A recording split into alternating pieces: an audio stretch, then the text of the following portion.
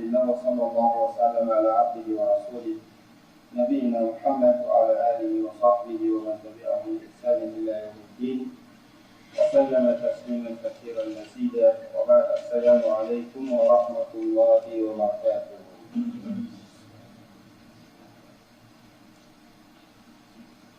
بسم الله والصلاة والسلام على نبينا محمد وعلى آله وصحبه أجمعين. أما بعد. قال المصنف رحمه الله: بسم الله الرحمن الرحيم. اعلم رحمك الله أنه يجب علينا تعلم أربع مسائل. الأولى العلم، وهو معرفة الله ومعرفة نبيه صلى الله عليه وسلم ومعرفة دين الإسلام بالعلم.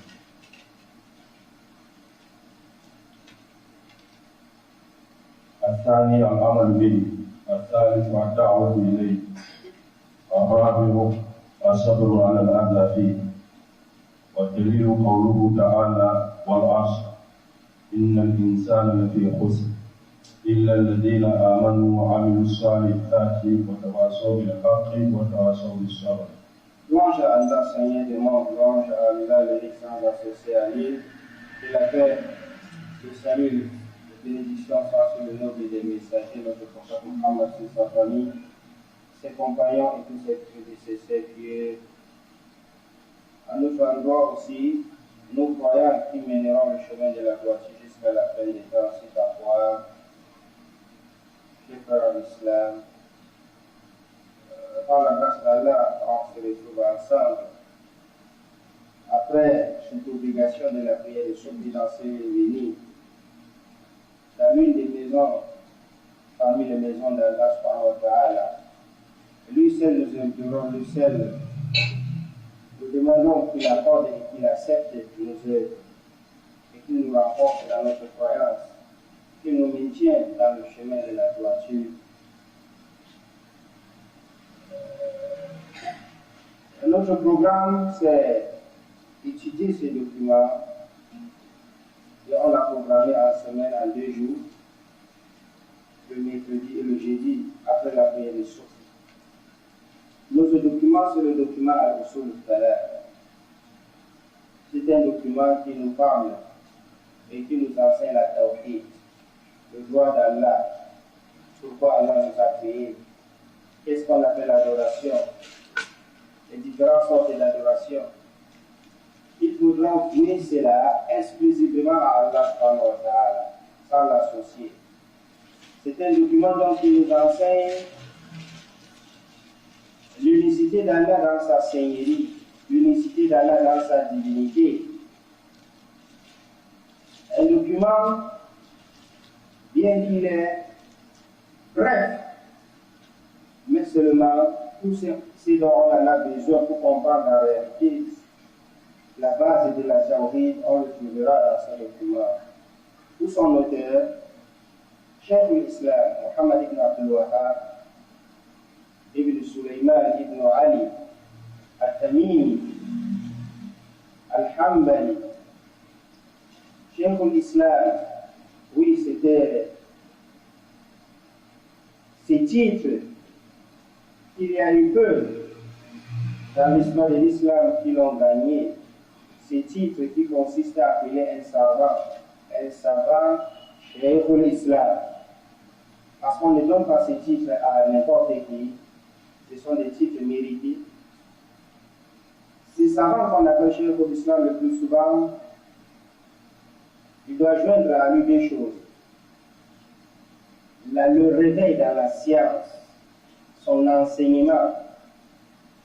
C'est un grand connaisseur, c'est un savant, et il a réveillé toute une communauté, il a enseigné, il a éduqué, d'une part. D'autre part, il a aussi ramené la communauté dans la mise en pratique de la charia d'Allah subhanahu wa ta'ala après qu'elle soit morte ou presque disparue par le djihad, par l'enseignement. C'est ces savants-là qu'on appelle Cheikh l'Islam, parmi les titres reconnus chez les savants. Le côté enseignement, Et aussi le côté mise en pratique de la loi d'Allah sur terre, comme législation, comme loi. C'est savant Mohammed ibn Abdul Wahhab, ibn Sulaiman ibn Ali, At-Tamimi, il a répété cela. À l'exemple de Cheikh al-Islam ibn Taymiyyah, et bien d'autres, et bien d'autres. Et ce savant, il a vécu à la fin du XIIe siècle de l'islam et un peu au début du XIIIe siècle, parce qu'il est né en 1115 de la Hijra. 1115 de la Hijra dans la péninsule arabique, précisément dans la région appelée Najd jusqu'aujourd'hui, dans le pays appelé Arabie Saoudite. Il a vécu à Najd. Il a répandu son enseignement de 1115 jusqu'à son décès, 1206 de l'Hégire. Allah a donné longue vie. Ça fait partie aussi des causes que son enseignement est arrivé partout, dans les différents points cardinaux de la terre. Il a vécu 91 ans. Il a vécu 91 ans. De 1115 à 1206 de la Hijra du prophète Mohammed sallallahu alayhi wa sallam. C'est notre calendrier. On doit la maîtriser, c'est notre calendrier. Dans la culture islamique, on parle du calendrier islamique. Aujourd'hui, nous sommes le 6 du 3e mois Rabiul Awwal 1445 de l'Hégire.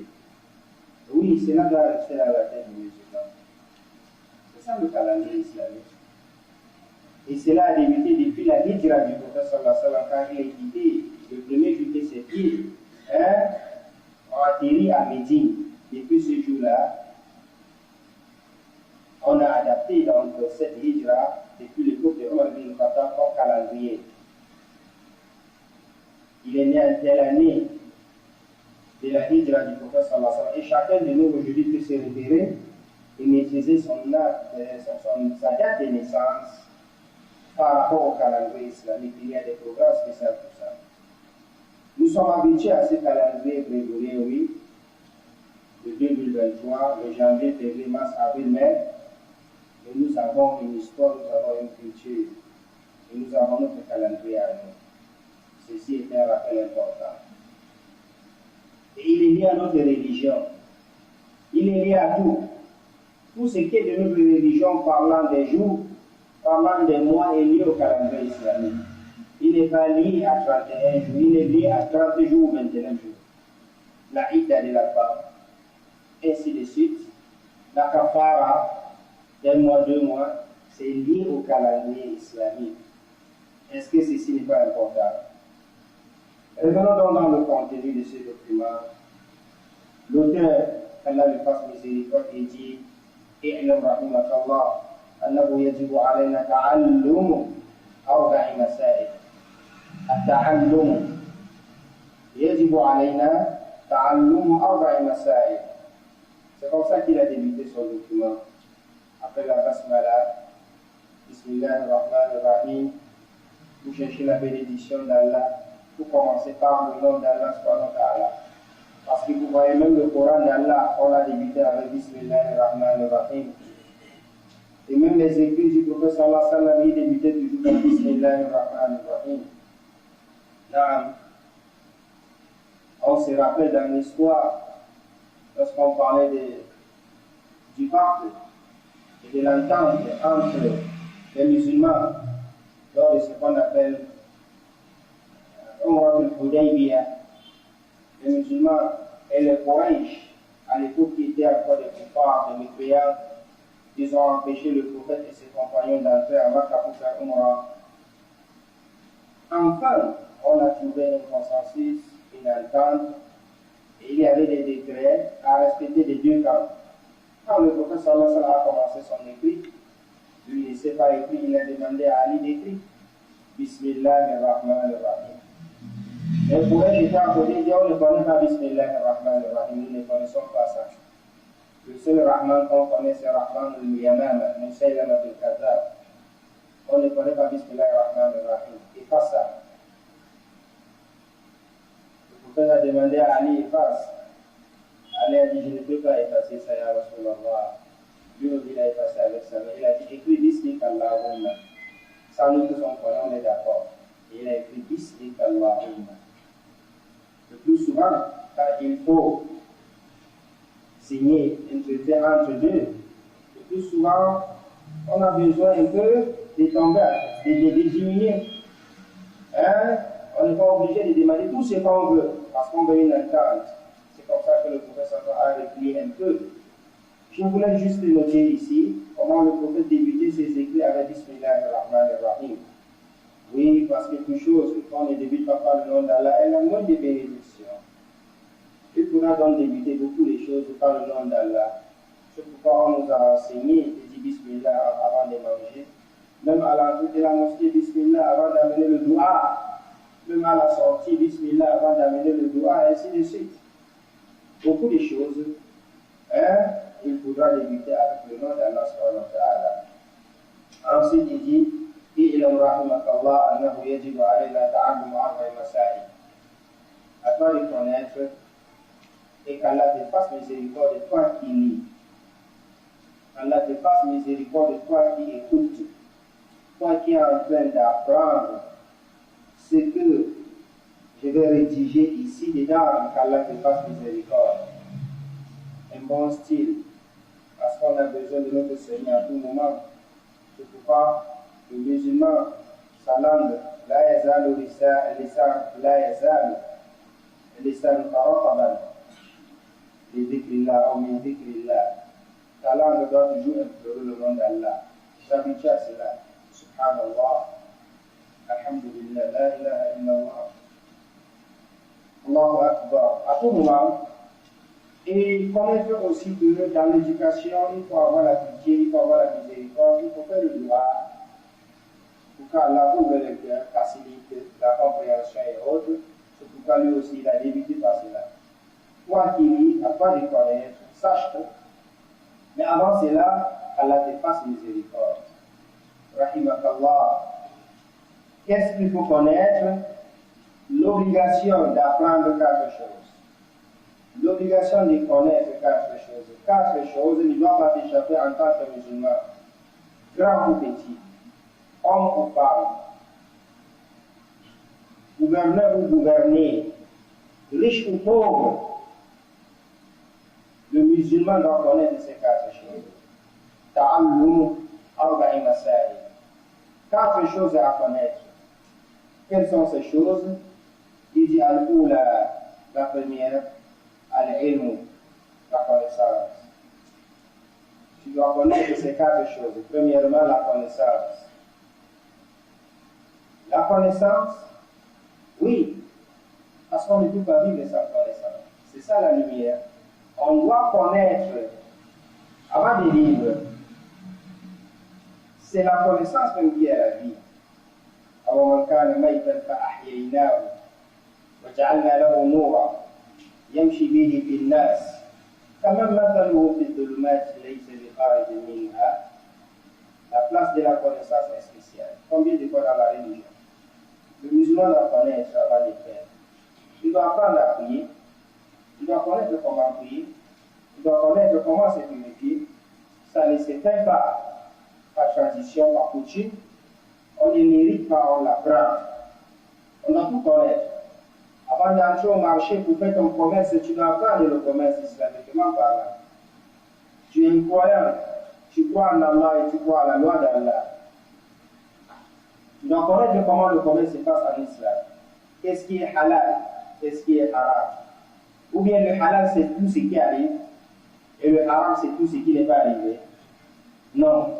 Il faut connaître islamiquement parlant qu'est-ce qui est le bien halal, le commerce halal, les conditions du commerce halal, ce qui interdit le commerce, les conditions, ainsi de suite, les causes, les transactions, on doit les connaître islamiquement parlant. On n'entre pas au marché seulement parce qu'il faut acheter les vendre. Mais avant cela, il faut connaître. la vie du voisinage, les droits et les devoirs, la connaissance à sa place.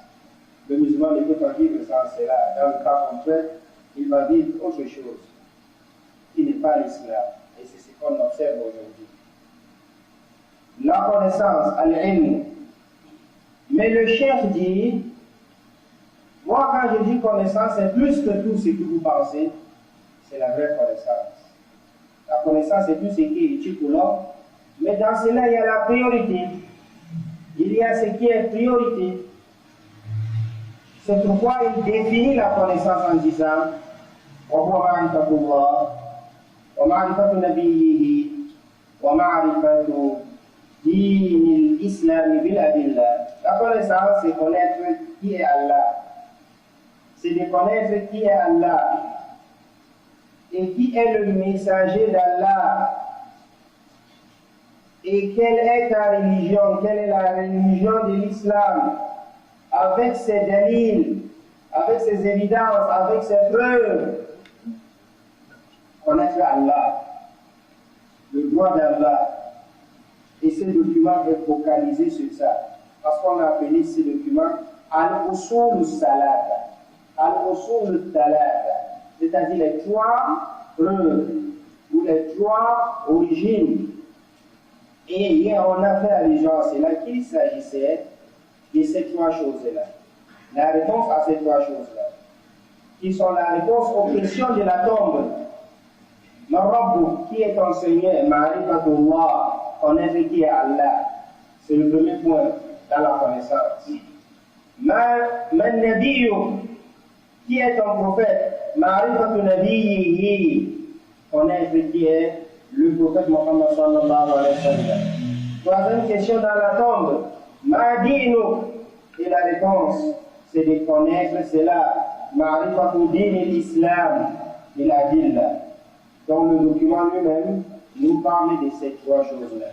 Et il va prendre suffisamment de temps pour nous enseigner qui est Allah, le droit d'Allah, et l'unicité d'Allah qui est la base de cette religion.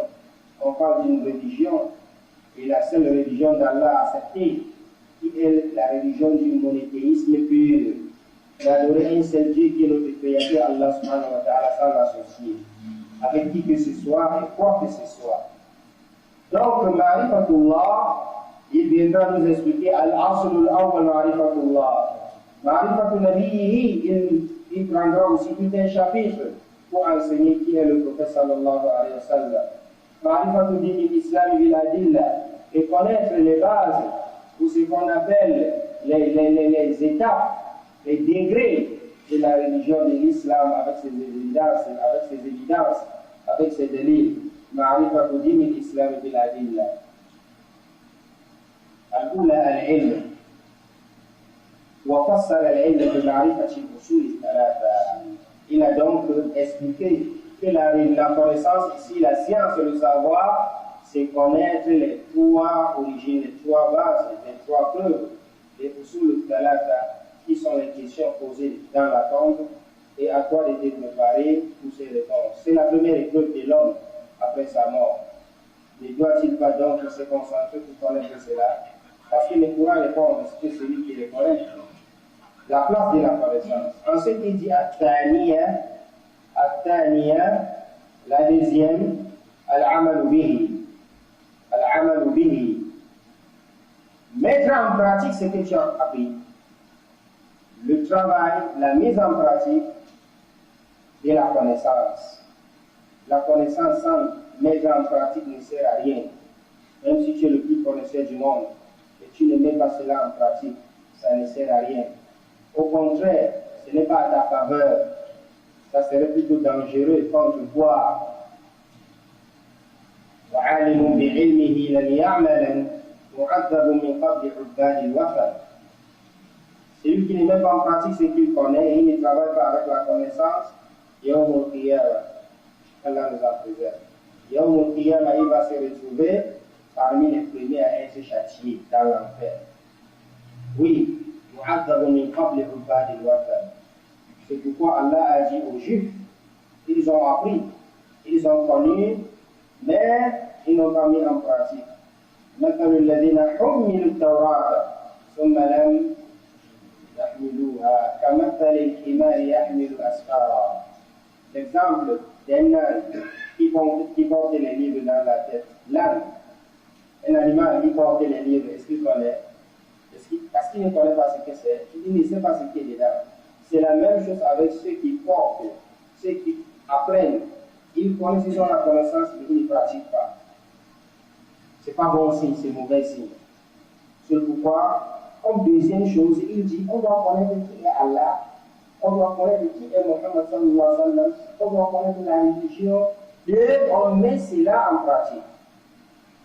On met cela en pratique. Al-amalu bihi, mettre en pratique toute la religion. Comment prier et prier. Comment jeûner et jeûner. J'ai les moyens, comment procéder à la zakat et le faire. Apprendre et mettre en pratique. Tout ce qui est de l'islam. Le droit des parents, mettre cela en pratique. Le droit des autres, le droit des voisins, mettre cela en pratique. Ainsi de suite. Tout ce qui est de notre religion. C'est confié à Allah, vrai, comme il se doit, mettre cela en pratique. Al-amal bihi, al-thalitha, al-da'watu ilayhi. La troisième étape, c'est d'appeler. Quand quelque chose est bon, on partage. On ne reste pas avec. Il faudra appeler les autres vers cela. Tu les appelles vers cette connaissance. Tu les appelles vers la mise en pratique de cette connaissance.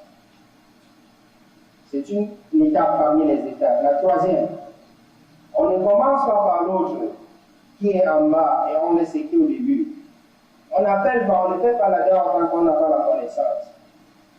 Et de même, tu ne peux pas appeler les gens à faire du bien et toi tu ne le fais pas. Tu commences par le mettre en pratique et ensuite tu appelles les autres.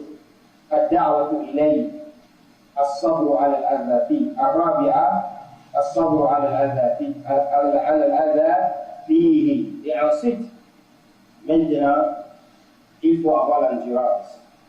Parce que tant qu'on n'a pas l'endurance, on ne peut pas passer toutes ces trois premières étapes-là. L'endurance ici, c'est du premier. Parce que si on n'a pas le sabre, on ne peut même pas apprendre. Ce n'est pas facile, ce n'est pas donné à n'importe qui. Il faut le sabre. Il faut le sabre pour venir prier à sauver la croyance. Parce qu'on connaît qu'Allah est là et c'est lui qui le demande. Mais il faut l'endurance, il faut combattre le sommeil, il faut combattre la paresse, il faut combattre le shaitan, il faut donc l'endurance dans tout ce qui est mis en pratique. Bien avant d'avoir la connaissance, il faut la patience, l'endurance. La mise en pratique, il faut l'endurance. Et précisément, lorsqu'il faudra appeler les autres versets bien, vers cette lumière, il faudra s'engager bien avant dans la patience et dans l'endurance. وَجَعَلْنَاهُمْ أَئِمَّةً يَهْدُونَ بِأَمْرِنَا لَمَّا صَبَرُوا. On a besoin donc de l'endurance pour arriver. Si le prophète sallallahu alayhi wa sallam n'était pas endurant, il devait laisser la religion depuis Makkah, depuis le premier jour, parce que les obstacles ne te laisseront pas. Les obstacles provenant des hommes, provenant de ceux-là que tu penses que tu les appelles vers le bien, ils vont te combattre. Ils vont te combattre. C'est comme ça, ce shaitan. Il faut donc beaucoup d'endurance. Et on a besoin de cette endurance dans toute la vie. Du début jusqu'à la fin sans lâcher. As-sabru ala al-adlafi. Donc tout ce qui viendra suite à toi, au moment de la connaissance, au moment de mettre cela en pratique, au moment d'appeler vers tous ces biens-là, il faudra donc l'endurance. Et les savants disent que l'endurance est divisée en trois catégories. As-sabru ala fi'li ta'atillah, as-sabru ala tarki ma'siyatillah, as-sabru ala aqdarillahi al-mu'lima. On a trois catégories d'endurance. Premièrement, l'endurance as-sabru ala fi'li ta'atillah, l'endurance dans le fait de mettre en pratique ce qu'Allah veut de nous, dans l'obéissance d'Allah. Lorsque Allah nous ordonne, on doit obéir. Et en obéissant, on a besoin donc de l'endurance. واستعينوا بالصبر والصلاة واستعينوا بالصبر والصلاة وإنها لكبيرة إلا على الخاشعين. Donc on a besoin de l'endurance dans tout ce qui est obéissance en Allah. Ça c'est un. Deuxième catégorie, il faut l'endurance pour s'arrêter, pour ne pas désobéir à Allah. Ne vole pas, ne ment pas, ne fait pas zina, ne mange pas riba. Tout cela a besoin de l'endurance. Donc même s'abstenir, laisser de désobéir à Allah a besoin aussi du sabr. As-sabr ala tarki ma'siyatillah. On doit donc avoir l'endurance quand il s'agit de laisser aussi. Faire, il faut l'endurance. Laisse, il faut l'endurance. Le troisième catégorie, as-sabr ala aqdarillahi al-mu'lima. Endurer quand il s'agit du destin et de la prédestinée. Le destin d'Allah, le destin qu'Allah a fait pour toi, tu n'as pas le choix. Il faut aussi apprendre à endurer. Le destin qui est douloureux, parce qu'il y a deux types de destin. Il y a le destin bon, n'est-ce pas? Il y a le destin qui est bon. Ça ne fait pas mal. Hein? Et qui arrive au marché, Allah lui facilite, il gagne beaucoup de bénéfices. Là, il est content. C'est un destin bon. Allah a destiné pour lui telle chose qui est bon. Il a enrichi de ça, de ceci, cela. En ce moment, on parle d'endurance, on parle du remerciement. On parle du remerciement des bienfaits d'Allah. Shukr. Lorsque tu te retrouves dans un destin bon, parce que le destin, il y a le bon et le mauvais. Le destin bon, tu remercies Allah subhanahu wa ta'ala pour approuver ces bienfaits qu'Allah a fait pour toi. Mais on parle ici de l'endurance en ce qui concerne le destin mauvais, douloureux. Il est sorti, il est arrivé à la mosquée, il a entendu qu'il y a le feu à la maison. Un destin douloureux, ça ne vient pas de lui. Il est sorti, la voiture l'a cogné, un destin qu'Allah a destiné pour lui. Il ne peut pas échapper. On ne peut pas échapper au destin d'Allah. Donc tout ce qui est Qadarullahi mu'lima, il faut le sabr. Trois catégories de sabr. Endurer, patience, quand il faudra respecter et obéir à Allah. Patience dans le délaissement et s'abstenir et désobéir à Allah. Patience et ensuite dans ce qui est destin, prédestiné d'Allah subhanahu wa ta'ala du côté mauvais. Il faudra donc être et vivre toutes ces différentes catégories du sabr. Et pour clôturer cet enseignement où l'auteur Muhammad ibn Abdul Wahhab rahmatullahi alayhi, puisqu'il nous a parlé de 4 choses obligatoires de les connaître: al-ilm, al-amal bihi, ad-da'watu ilayhi, as-sabr, et ensuite il dit wa-dalilu qawluhu ta'ala. Voici ma preuve. Parce qu'il dit qu'il veut commencer à nous enseigner, puisqu'on a dit qu'il connaît la religion avec quoi? Avec ses délits, avec ses évidences. Il dit, moi, comme je suis en train d'écrire pour vous enseigner, je commence aussi avec ça. Les 4 choses dont j'ai évoquées là, voici la preuve dans le Coran. Surah al-Asr. Wal-Asri, inna al-insana lafi khusr, illa alladhina amanu wa amilu s-salihat wa tawasaw bil-haqqi wa tawasaw bis-sabr. Surah al-Asr. Wal-Asr, inna al-insana lafi khusr, illa alladhina amanu wa amilu s-salihat وتواصوا بالحق وتواصوا بالصبر. On va donc s'arrêter à ce niveau. Inch'Allah, le mercredi prochain, nous allons continuer avec cette surah parce qu'il y a quelque chose qui est lié à cela. La parole de l'imam Shafi'i, la parole de l'imam Bukhari, raison pour laquelle nous allons retarder et revenir, Inch'Allah, subhanahu wa ta'ala. Donc, pour retenir aujourd'hui, nous allons retenir les 4 choses obligatoires. 4 choses obligatoires. Baba Yahya, quelles sont ces 4 choses obligatoires qu'on a dit? Naam.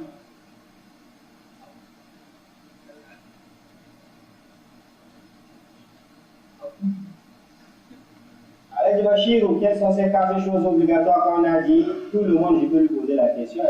Hein? En ordre, non? Hein? Al-ilm, la connaissance.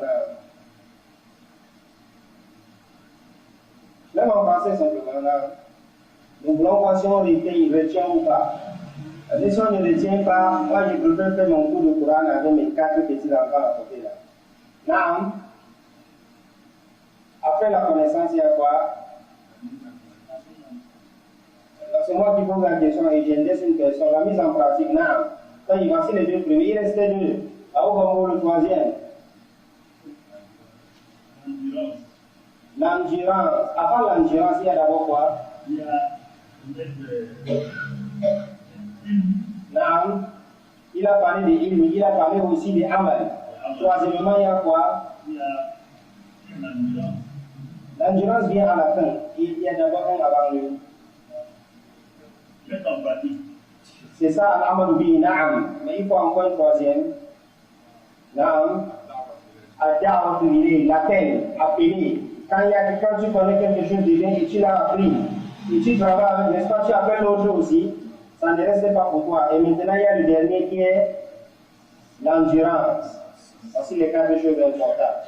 Mais on a aussi clôturé avec, on a parlé d'endurance, on a dit qu'il y a 3 catégories. Je reviens du côté gauche. On a dit qu'on a 3 catégories de sabres, l'endurance. Qu'est-ce que vous avez retiré?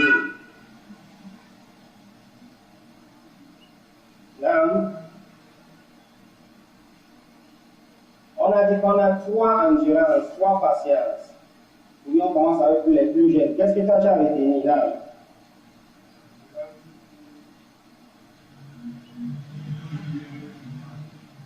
L'endurance pour le bien, pour le mal. Non, on a parlé de 3 endurances. Naam.